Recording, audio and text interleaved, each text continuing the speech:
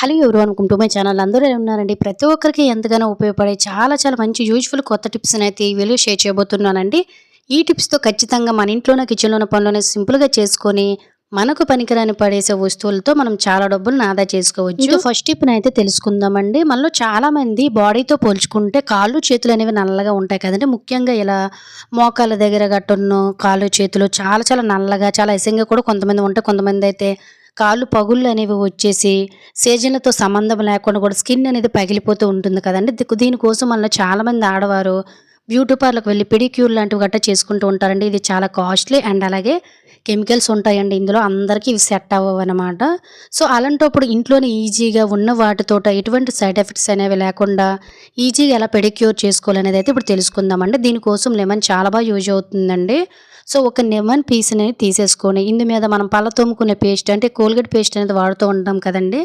ఏది మీరైతే వాడతారో సో దాన్ని కొంచెం యాడ్ చేసేసుకోండి. అలాగే కాలు మీద ట్యాన్ని కూడా తగ్గించడానికి కూడాను మనకి కాఫీ పౌడర్ అనేది చాలా బాగా యూజ్ అవుతుందండి. మీరు ఏ కాఫీ అయితే వాడతారో సో ఆ కాఫీ పౌడర్ని కొంచెం అంటే కొంచెం వేసేసుకోండి. ఆ తర్వాత ఇందులోనే కొంచెం అంటే కొంచెం సాల్ట్ అయితే వేసేసుకోండి. సాల్ట్ వల్ల కూడా మనకి ఏదైనా కొంచెం మురుకు లాంటిది గట్టును కూడాను పోతుందనమాట. ఆ తర్వాత కొంచెం అంటే కొంచెం చిటికెడ వరకు కూడాను జస్ట్ కొంచెం ఇలా చిన్న పసుపును కూడా యాడ్ చేసుకొని ఇలా మీరు మిశ్రమాన్ని వారానికి ఒక్కసారి గానీ, 2 సార్లు గానీ మగవారైనా, ఆడవారైనా కూడాను దీనితోటి మన కాళ్ళు, చేతులను కూడా చాలా ఈజీగా క్లీన్ చేసుకోవచ్చండి. మొత్తం కూడా మిశ్రమం కలిసేటట్టుగా అయితే దీన్ని ఒక్కసారి చేత్తోటి ఈ విధంగా మిక్స్ చేసుకొని ఆ లెమన్‌ని మనము పిండుతంటే స్క్వీజ్ చేసుకుంటూ కూడాను మన కాళ్ళకి, చేతులకి వేసి రుద్దినట్లయితే కాళ్ళ మీద ఉండే ట్యాన్ అనేది పోతుందండి. అలాగే కొంతమంది కాళ్ళు అనేవి పొల్యూషన్ వల్ల నల్లగా అయిపోయి సో మనకు పక్క వైపు ఉండే కొంచెం ఈ బోన్స్ దగ్గర కూడా నల్లగా అయిపోతుంటుంది కదండీ. ఎక్కువగా కిందన కూర్చోవడం వల్ల గట్టును. సో నేను కూడా వారానికి ఖచ్చితంగా ఇలా ట్రై చేస్తానండి. దీనివల్ల నాకు ప్రీవియస్ వీడియోలో చూడండి నా కాళ్ళు కొంచెం నల్లగా ఉండేవి. ఇలా కొంచెం చేంజ్ అయ్యేది దీనివల్లేనండి.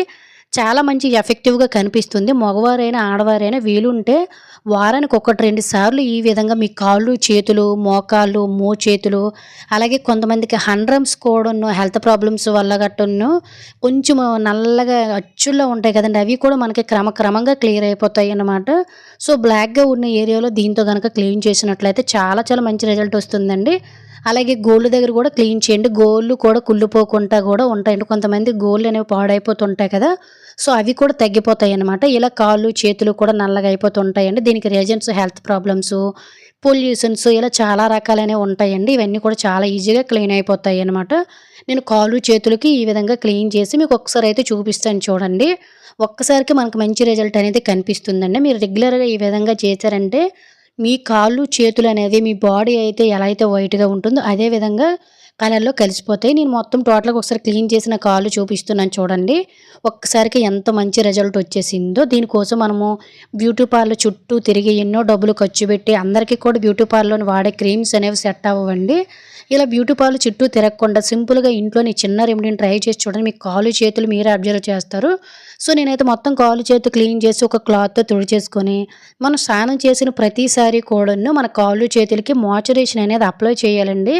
దానివల్ల మన కాళ్ళు, చేతులు అనేవి కలర్ చేంజ్ అవ్వకుండా, పగుళ్ళు రాకుండా ఏ సీజన్‌లో అయినా కూడా చాలా శుభ్రంగా, చాలా నీట్‌గా కూడా ఉంటాయి. దీనివల్ల మనకి అరికాళ్ళు మంటలు తగ్గుతాయండి. పగులు రాకుండా కాళ్ళు, చేతులు చాలా శుభ్రంగా ట్యాన్ అనేది లేకుండా ఉంటాయన్నమాట. ఖచ్చితంగా ఒకసారి ఇలా ట్రై చేయండి. ఇంక సెకండ్ టిప్‌నైతే తెలుసుకుందాము. జనరల్‌గా మనం అప్పుడప్పుడు కూడాను బట్టలు కొనేటప్పుడు ఇటువంటి ట్యాగ్స్ అనేవి ఖచ్చితంగా కొత్త బట్టలు ఉంటూనే ఉంటాయి కదండీ. ఎప్పుడైనా అబ్జర్వ్ చేయండి. ట్యాగ్‌కి ఉండే థ్రెడ్ అనేది చాలా స్ట్రాంగ్‌గా ఉంటుందండి.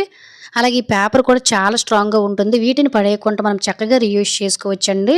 జనరల్‌గా ఇంట్లోన పిల్లలు ఉన్నారనుకోండి, పిల్లలు ఒక్కొక్కసారి లంచ్ బాక్స్ అనేవి చేంజ్ అయిపోతుంటాయండి. అందరి బ్యాగ్స్ ఒకేలా ఉండేటప్పుడు ఆల్రెడీ నేను ఇంతకుముందు ఒక ట్యాగ్ కూడా కట్టాను. వీడియోలో మీకు చూపిస్తున్నాను చూడండి. ఇది పూర్తిగా అరిగిపోయింది. ఇది కూడా ట్యాగేనండి. అస్సలు తెగలేదు చూసారు కదా. వాష్ చేసినా కూడా అలానే ఉండేది. పేరు కూడా నేను రాశాను దాని మీద.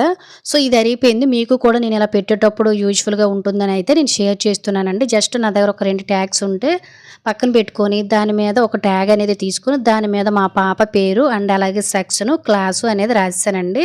కొంచెం పెద్ద పిల్లలు అనుకోండి ఐడెంటిఫై చేస్తారు గానీ లంచ్ బాక్సెస్. చిన్న పిల్లలు అనుకోండి అస్సలు ఐడెంటిఫై చేయలేరు కదా.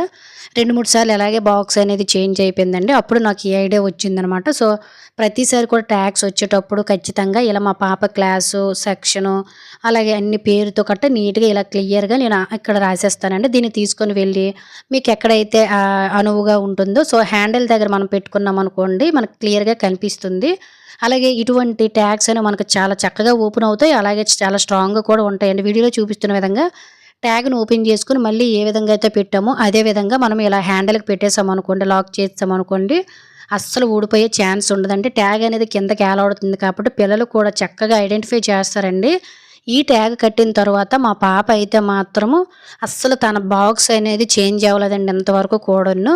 ఈసారి మీరైనా కూడాను ఏవైనా ఇలా క్యారీ బ్యాగులు గానీ, లంచ్ బాక్సులు గానీ చేంజ్ అవ్వకుండా ఉండాలంటే సింపుల్‌గా ఇలా పడేసే ట్యాగ్‌ని యూజ్ చేసుకోండి. ఇంకా థర్డ్ టిప్‌నైతే చూద్దాము. ప్రతి ఒక్క ఆడవారము ఈ ప్రాబ్లమ్ ఫేస్ చేస్తూనే ఉంటాం కదండీ! మనం ఎంత శుభ్రంగా తయారైనా కూడాను ఒక్కొక్కసారి మనం హెయిర్ వాష్ చేసుకునేటప్పుడు గానీ, హెయిర్ అనేది ఇలా బేబీ హెయిర్ అనేది ఉంటుంది కదండీ ముందున. ఇదైతే మనం ఎంత శుభ్రంగా తయారైనా, ఎంత నీట్‌గా తయారైనా ఇవి వచ్చేసి చాలా అసహ్యంగా ఉంటాయండి. మొన్న వింటర్‌లో అయితే నాకు ఈ బేబీ హెయిర్ అనేది కొంచెం చిట్లిపోయినట్టయితే ఉందండి. సో, దానివల్ల ఇలా ఎంత కవర్ చేసినా కూడా పైన లెగిసిపోయి చాలా అసహ్యంగా కనిపిస్తుంది చూసారు కదా! సో, ఇలా హెయిర్ అనేది లేచిపోకుండా పైకి ఉండాలంటే సింపుల్‌గా ఇలా ట్రై చేయండి. హెయిర్ కూడా చాలా బాగా పెరుగుతుంది. అండ్ అలాగే హెయిర్ కూడా ముందుకు రాదనమాట. సో, దీనికోసం అలోవెరా జెల్ అనేది మనకి మార్కెట్‌లో దొరుకుతుంది కదా! సో, ఇంట్లో కూడా ఆల్మోస్ట్ అందరి దగ్గర ఉంటూనే ఉంటుందండి. లేదు అనుకున్నట్లయితే మీకు అలోవెరా చెట్టు ఉన్నా కూడా దాన్ని కూడా మీరు అలోవెరా తీసుకోవచ్చండి. నా దగ్గర ఒక అలోవెరా ఉంటే తీసుకున్నాను. జస్ట్ చిన్నదంటే చిన్నది దువ్వెన మీద వేసుకొని దాన్ని ఈక్వల్‌గా ఈ విధంగా దువ్వెన పళ్ళు మీద కూడా మొత్తం అప్లై చేసుకొని, దీంతో పాటు మీరు తయారయ్యి బయటికి వెళ్తారు కదండీ! సో, ఆ బేబీ హెయిర్ అనేది ముందుకి లెగిసిపోకుండా వీడియోలో చూపిస్తున్న విధంగా జస్ట్ ఇలా పైన దువ్వేసామనుకోండి, అలోవెరా అనేది హెయిర్‌కి చాలా మంచిదేనండి. ఎటువంటి డ్యామేజ్ ఉండదు. హెయిర్ అనేది మళ్ళీ ఈవినింగ్ వరకు పైకి లేకుండా ఇలా బేబీ హెయిర్‌ని వెనక్కి పెరిగేటట్టు చేస్తుంది. అలాగే చిట్లిపోయిన జుట్టులకు కూడాను మళ్ళీ జీవం పోస్తుందండి. అంత బాగా పనిచేస్తుంది అలోవెరా. ఈసారి జుట్టు అనేది ఎప్పుడైనా పైకి లేసిపోయింది అనుకునేటప్పుడు జస్ట్ చిన్నదంటే చిన్నది అలోవెరా అనేది రాసి దువ్వెనకి వీడియోలో చూపిస్తున్న విధంగా ఇలా జస్ట్ దువ్వేసుకోండి. ఒకసారి చూడండి ఇంతకుముందుకి ఇప్పుడు ఎంత డిఫరెంట్ ఉందో. మీకు వీడియోలో కనిపించాలని కొంచెం నేను అలోవెరా జెల్ ఎక్కువేసి దువ్వానండి. అందువల్ల ఇలా కనిపిస్తుంది. జస్ట్ మీరు ఎంత కావాలో అంత తీసేసుకొని ఇలా పైన మీరు చక్కగా దువ్వెనతోటి తల మీద అప్లై చేసేసుకున్నారనుకోండి, బేబీ హెయిర్ అంతా బ్యాక్‌కి వెళ్ళిపోతుందండి. మనం ఎంత చక్కగా రెడీ అయినా కూడా చాలా చాలా శుభ్రంగా ఉంటామనమాట. ఈసారి ఎప్పుడైనా మీకు బేబీ హెయిర్ ఇలా పైకొచ్చేసి చాలా అసహ్యంగా జుట్టు చిట్లిపోయింది అనుకునేటప్పుడు జస్ట్ ఈ చిన్న ట్రిక్‌ని ట్రై చేయండి. చాలా బాగా యూజ్ అవుతుంది. ఇంకా నాలుగో టిప్‌నైతే తెలుసుకుందాము. మనం వంట చేసిన ప్రతిసారి కూడాను ఇలా స్టవ్ వెలిగించడానికి లైటర్‌ని ఏ చేత్తో పడితే ఆ చేత్తోటి ఇలా టచ్ చేస్తూ ఉంటాం కదా! జిడ్డు పట్టేసి ఒక్కొక్కసారి మనకి లైటర్స్ అనేవి పాడైపోతుంటాయండి. లైటర్స్ అనేవి ఎప్పుడూ కొత్తగా ఉండాలి. అలాగే ఏ చేత్తో పడితే ఆ చేత్తోటి మురుకుతో టచ్ చేస్తూ ఉంటాం కదా! జిడ్డుగా అయిపోతుందండి. ఇలా మనకి ఇప్పటికి కూడాను లైటర్ రిపేర్ రాకుండా ఉండాలంటే సింపుల్‌గా ఈ చిన్న ట్రిక్‌ని ట్రై చేయండి. జస్ట్ వారానికి ఒక్కసారి మనం రెగ్యులర్‌గా వాడుతూ ఉంటాం కాబట్టి మనం ఎలా పడితే అలా వాటర్ పోసి కడిగేసామంటే పాడైపోతుందండి. అలా కాకుండా వీడియోలో చూపిస్తున్న విధంగా జస్ట్ పైన కొంచెం కోల్గేట్ పేస్ట్ వేసుకొని జస్ట్ 1, 2 డ్రాప్స్ వాటర్ పోసుకొని చేత్తోటి జస్ట్ ఇలా రుద్దేసుకొని ఒక కాటన్ క్లాత్‌తో గానీ, టిష్యూతో గానీ క్లీన్ చేశారంటే చూడండి ఒక్కసారి లైటరు ఎంత చక్కగా కొత్త దానిలా ఉందో. నేను కొని సంవత్సరం పైనే అయ్యిందండి. అయినా కూడా ఎంత శుభ్రంగా ఉందో చూసారు కదా! అలాగే లోన వైపు కూడా చాలామంది లైటర్ పనిచేయటం లేదనుకుంటారు గానీ, లోన వైపు మనం వెలిగించేటప్పుడు జిడ్డు చేరిపోతుందండి. దీనివల్ల మనకు లైటర్ అనేది బయటికి రాక స్టవ్ ఎలగదు.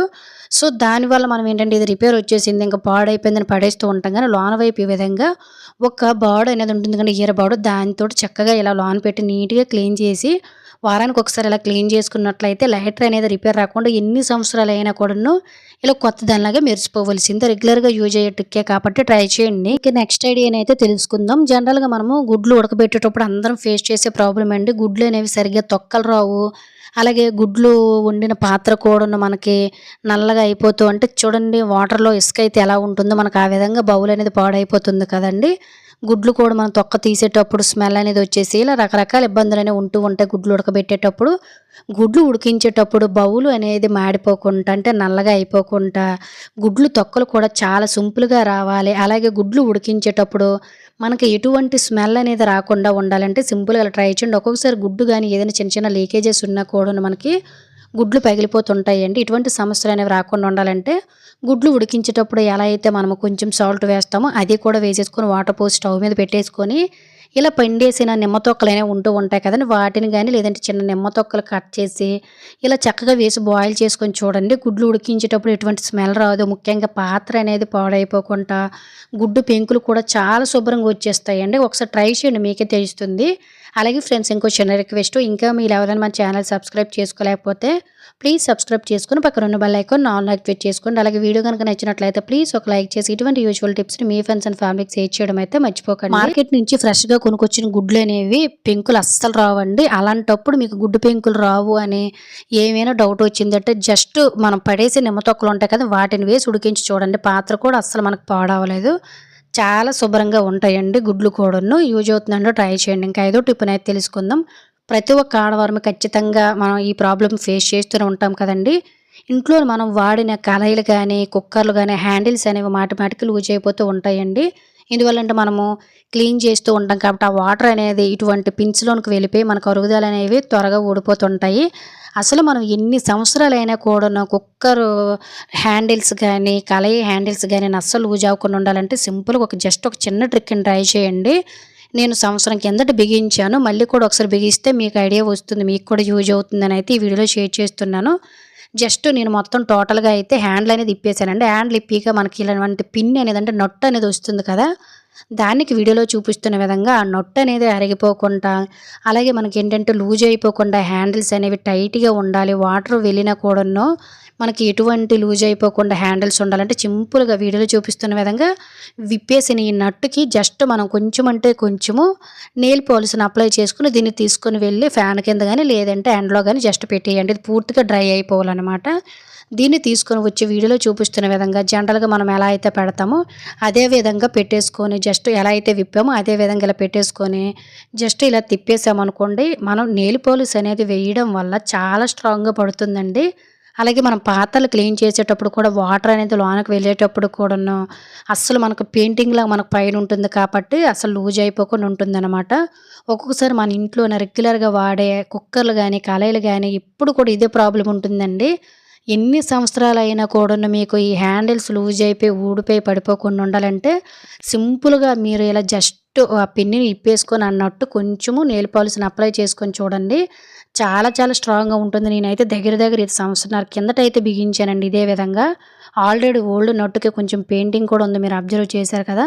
ఈసారి ఇంట్లో ఉండే ఇటువంటి కుక్కర్స్ హ్యాండిల్స్ లూజ్ అయిపోకుండా ఉండాలంటే సింపుల్‌గా ఈ చిన్న ట్రిక్‌ని ట్రై చేయండి. సో ఇది ఫ్రెండ్స్ ఈరోజు టిప్స్ గనుక యూజ్ అయినట్లయితే ప్లీజ్ ఒక లైక్ చేసి ఇటువంటి useful tips me friends and ఫ్యామిలీకి షేర్ చేసి మన ఛానల్ సబ్స్క్రైబ్ చేసుకోవడం అయితే మర్చిపోకండి. Thank you for watching. By by.